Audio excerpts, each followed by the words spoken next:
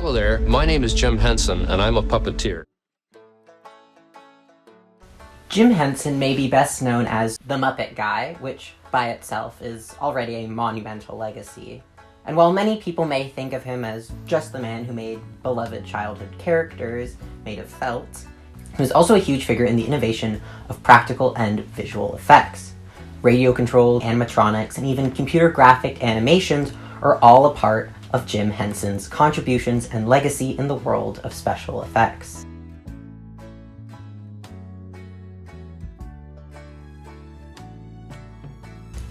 Jim Henson was born on September 24th, 1936 in Greenville, Mississippi. He recalled that the biggest event of his adolescence was the family getting their first television. He watched early puppeteers such as Bert Hillstrom, and Henson's first job in television was in 1954 while he was still in high school, and it just so happened to be puppeteering for a local Washington, D.C. Saturday morning program on WTOP TV. This began his interest in puppets, which would continue throughout the rest of his career. The next year, Jim Henson would meet future wife and co-creator/collaborator Jane Nebel while at the University of Maryland, where they did a twice-daily show entitled Sam and Friends. This show was the origin of many techniques and staples Henson would use later in his career, such as moving the puppet show out of a physical theater and onto the screen, and innovative technical tricks, as well as the first iteration of Kermit the Frog. I'm honored to be in the studio with two very distinguished NBC newsmen. The success of Sam and Friends led to the Hensons and their puppets appearing on numerous television shows and many TV commercials. In this time, they brought on new collaborators like writer and puppeteer Jerry Jewell. According to the Henson Company's website, between 1964 and 1969, Jim produced several experimental films, including the award-winning timepiece Youth 68 and The Cube. These projects expanded Jim's knowledge of film techniques, leading to greater innovations with the Muppets. The next leap forward in success was Sesame Street, which would premiere in 1969 and is still running to this day.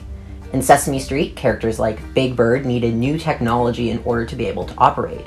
In order to play the character, actor Carol Spine had a small television screen, essentially or monitor, strapped to his chest, which he'd then use glasses to look at, which would show himself in the third person. This being 1969, when effectively live streaming video like this was not commonplace, this was very impressive. And also very impressive that he managed to act whilst only being able to see himself in the third person.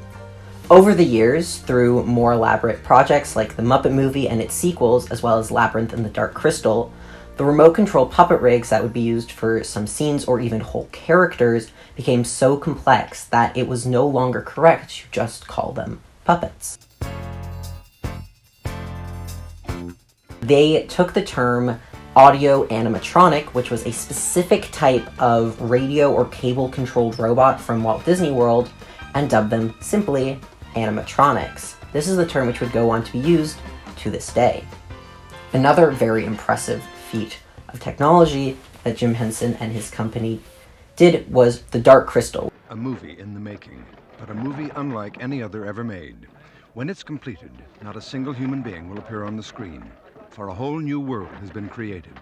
The world of the Dark Crystal, inhabited only by strange and magical creatures. Oh, spectacular. Great, sure. Everything was a puppet, an animatronic, people in stilts. A lot of complex things were needed to be created in order to make this possible. There was complex full-body puppets, dancers and contortionists, animatronics. The entire puppetry process had to change in order to create this movie. For films, they had to innovate new technologies in order to put puppets into the real world.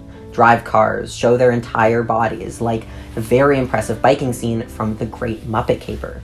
In this scene, they had to use cranes, radios, and everything in order to make it appear as though Muppets were biking by themselves, and remains one of the most incredible feats of practical effects I've seen on film.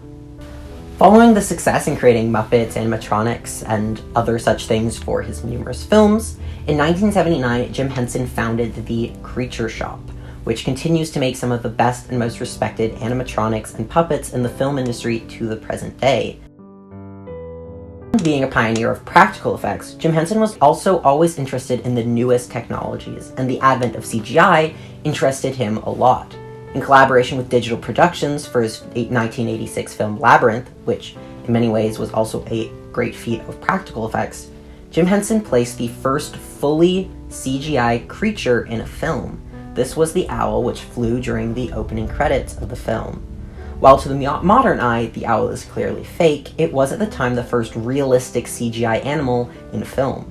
It was animated by Larry Yeager and Bill Croyer, and in 1986 won them the NCGA Best Computer Animation Award.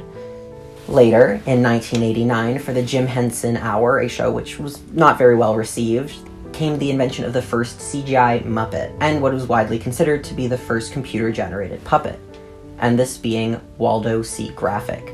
Waldo was created by combining a custom 8DOF input device controlled by a puppeteer to control the jaws of the character, looking almost like a sock puppet that the person would be wearing.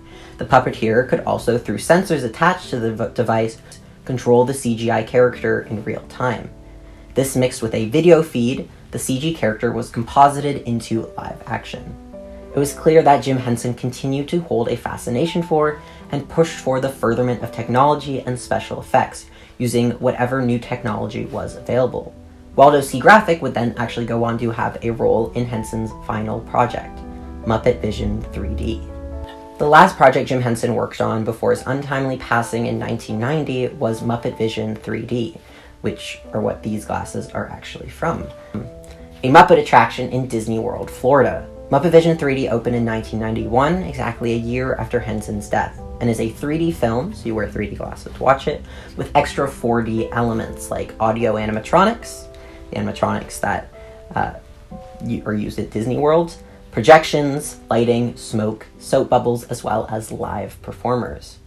Tragically, recently in 2025, Muppet Vision 3D closed, and I was fortunate to have a friend get me a pair of glasses from working at the park over the summer, but I never got to go see Muppet Vision, which is really a shame because it was the last thing Jim Henson worked on before his death.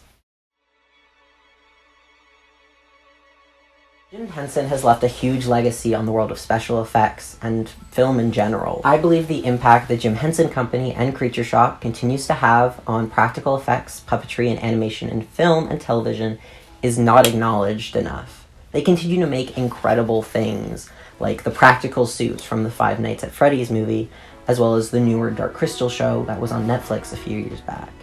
Jim Henson's legacy is that of creativity, learning, and especially innovation, and will hopefully continue to live on in all of his work and the work that his company continues to do.